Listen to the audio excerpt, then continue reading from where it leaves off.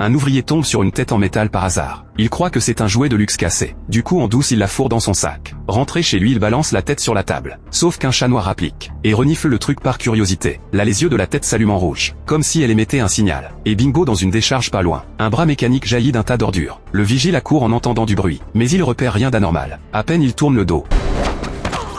Que de l'autre côté, le gars qui a récupéré la tête picole tranquille, sans se douter de ce qui l'attend. Très vite un inconnu débarque chez lui. Par réflexe le mec chope un bâton pour le virer. Mais en soulevant le casque il hallucine. C'est le vigile qui était censé être mort depuis longtemps. Il a même pas le temps de réagir qu'il se fait descendre. Le robot récupère sa tête et ses pliés. Mais tout ça remonte en fait à 2 jours plus tôt. Le prof appelle John comme si de rien n'était. Pile quand John lève la main, le prof sort un flingue et tire dans tous les sens. John plonge par la fenêtre directe. En fait le prof c'était un robot déguisé. Une machine lancée à la poursuite d'un lycéen. Mais dehors John se retrouve coincé par le robot. Au dernier moment une bagnole déboule.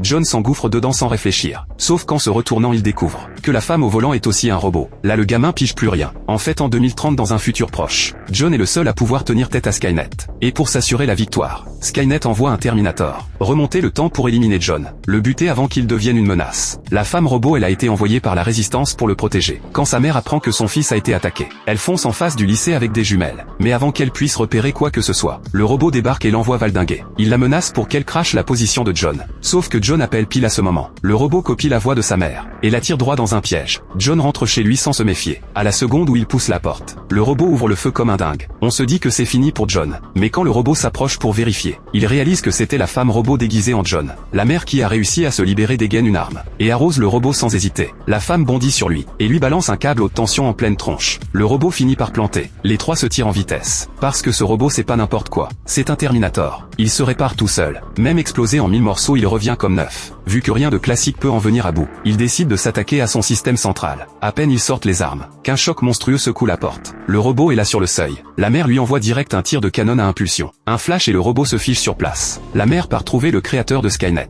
Heureusement il a encore aucune idée de la puissance de son propre système. Du coup elle sabote tout en douce. Avec un sacré bagou, elle embobine le créateur, qui montre ses recherches à la femme sans méfiance. Le prototype est juste là devant eux. La femme trouve une excuse pour éloigner le créateur, et met le feu à tout le labo. Quand il revient, il y a plus que des cendres. Avec Skynet réduit en fumée, une catastrophe mondiale vient d'être évitée.